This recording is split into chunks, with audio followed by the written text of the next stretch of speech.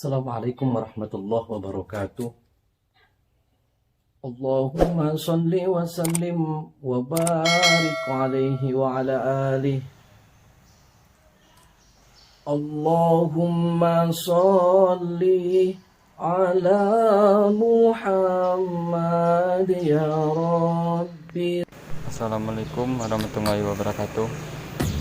Perkenalkan, nama saya Muhammad Abderemi dengan NIM M1C120004, Prodi Teknik Sipil, Fakultas Sains dan Teknologi. Baiklah, saya sekarang ini sedang berada di Masjid Al-Ihsaniyah yang tepatnya masih di Provinsi Jambi. Di sini saya akan menjelaskan sejarah tentang berdirinya Masjid Al-Ihsaniyah. Masjid Al-Ihsaniyah ini, atau yang lebih dikenal dengan nama Masjid Batu, adalah masjid tertua di Kota Jambi, Provinsi Jambi. Masjid Jami Al-Ihsaniyah terletak di Jalan Kiai Haji Ibrahim, RT 05, Kelurahan Olah Kemang, Kecamatan Danau Teluk, Kota Jambi, Provinsi Jambi, Indonesia. Masjid Al-Ihsaniyah didirikan tahun 1880 oleh Said Idrus bin Hasan Al-Jufri. Said Idrus, seorang tokoh penyebar Islam di Jambi dengan gelar Pangeran Wirokusumo. Dia merupakan ulama keturunan Yaman. Masjid Batu ini didirikan Said Idrus Hasan Al-Jufri. Itu didirikan pada tahun 1880. Tujuan dari dibangunnya masjid ini adalah untuk memenuhi fungsi tempat ibadah bagi masyarakat seberang Kota Jambi. Masyarakat Kota Jambi waktu itu yang sudah fanatik keislamannya memanfaatkan sebagai tempat ibadah dan kegiatan sosial lainnya. Habib Idrus bin Hasan Al-Jufri wafat tahun 1902 dan dimakamkan di depan Masjid Ihsaniyah yang dia dirikan. Kini, sekali dalam setahun keluarga besar beliau menyelenggarakan peringatan wafatnya Habib Idrus bin Hasan Al-Jufri yang dipusatkan di masjid ini. Peringatan tersebut diagendakan sekali dalam setahun oleh pihak keluarga dan masyarakat muslim seberang Kota Jambi. Sebagai untuk penghormatan atas jasa-jasanya, peringatan tersebut setiap tahun turut juga dihadiri oleh tokoh agama, alim ulama, cendekiawan, gubernur, dan undangan lainnya. Bangunan Masjid Jami Al-Ihsaniyah ini, bangunan dalam masjid dipenuhi dengan hiasan kaligrafi berbagai rupa. Mimbar asli berdiri anggun di sisi kanan mihrab. Sementara untuk tempat beduk peninggalan terdahulu berada di bagian belakang ruang salat. Ciri yang mencolok dari masjid ini adalah banyaknya jendela. Jendela-jendela yang dipasang berpasang-pasangan itu mengelilingi masjid. Hanya tembok mihrab yang tak berjendela. Hingga kini kebiasaan dan adat istiadat yang dilakukan Pangeran Wirokusumo semasa hidup masih dilakukan keturunan dan pengikutnya. Salah satunya adalah menyantap makan dalam tempe. Wadah besar ramai-ramai tradisi tersebut itu memang merupakan salah satu tradisi para ulama yang berasal dari Yaman yang kemudian berkembang di tanah air. Bangunan dalam masjid ini dipenuhi dengan hiasan kaligrafi berbagai rupa. Berdiri anggun di sisi kanan mihrab, berada di belakang ruang salat.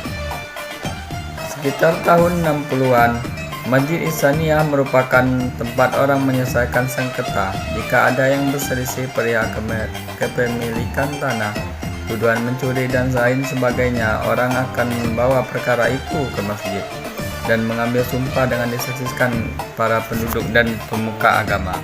Menurut Habib Salim, seorang pengurus masjid ini diyakini memiliki keramat tersendiri karena jika ada yang berani bersumpah palsu di dalamnya, maka dia akan mengalami bala atau hal lainnya.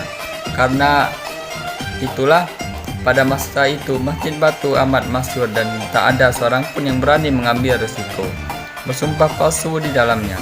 Banyak orang-orang yang berdusta yang awalnya berani bersumpah di dalamnya. Namun setelah sampai mereka tak berani dan mengakui perbuatannya. Jika ada yang bersalah dan tak mengakui perbuatannya, sampai diambil sumpahnya. Orang itu akan menggelepar tak sadarkan diri. Dan jika ia sudah sadar, biasanya orang yang bersalah itu akan mengakui perbuatan, namun sayang, tradisi itu sudah hilang sama sekali. Tak ada lagi orang yang menjadikan masjid itu sebagai sarana mempertemukan kebenaran dan mencari keadilan. Tradisi sumpah itu mulai terlupakan. Hanya kalangan tua saja yang mengetahui kisah tersebut. Pada tahun-tahun awal abad ke-20, perkembangan Islam di Jambi maju pesat. Hal ini seiring dengan majunya pendidikan keislaman di Jambi yang ditandai dengan berdirinya 4 pesantren utama, yaitu Pesantren Nurul Iman, Pesantren Sa'adat Da'arain, Pesantren Jauharain, dan Pesantren Nurul Islam. Keadaan ini membuat kesadaran keislaman penduduk semakin mengkristal dan menjadikan kawasan seberang kota Jambi yang didatangi orang dari berbagai daerah untuk belajar. Karena keadaan ini tentu saja berpengaruh bagi Masjid Batu. Makin lama jemaah masjid itu semakin penuh, hingga akhirnya tak lagi mampu menampung jemaah yang terus membeludak, terlebih pada salat Jumat. Maka tokoh-tokoh masyarakat lalu menggelar musyawarah dan mufakat untuk memperbarui masjid. Disepakati dana pembangunan masjid dikumpulkan dari sedekah dan infak masyarakat sampai akhirnya terkumpul dana yang cukup untuk membongkar masjid. Saat itu tahun menunjukkan angka 1935. Karena berada di bawah kekuasaan kolonial Belanda, para tokoh masyarakat meminta izin kepada Belanda. Lalu masuklah permohonan pemugaran masjid dan ke pemerintah Belanda yang ada di Jambi dan menceritakan latar belakang dan sejarah berdirinya masjid. Tahulah Belanda bahwa Masjid Batu tersebut merupakan peninggalan Sayyid Idrus yang merupakan salah seorang Sultan Jambi yang bergelar Pangeran Wirokusumo, karena menganggap bahwa masjid tersebut bernilai sejarah sebagai masjid sultan. Pada tahun 1937, pihak kolonial mengambil alih pembangunan masjid. Dana pun turun dari pihak kolonial dan pembangunan sepenuhnya berada dalam pengendalian Belanda. Padahal awalnya para tokoh masyarakat hanya perlu izin karena dana sudah tersedia.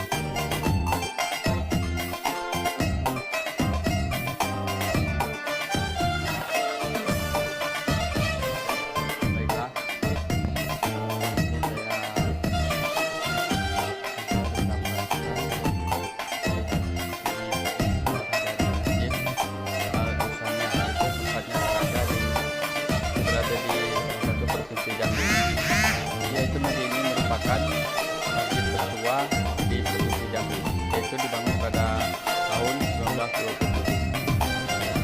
Masjid ini merupakan masjid yang paling banyak jemaahnya ketika melaksanakan salat lima waktu atau salat wajib, dan begitu juga untuk salat lainnya yang dilakukan secara berjamaah. Masjid ini cukup luas dan besar juga.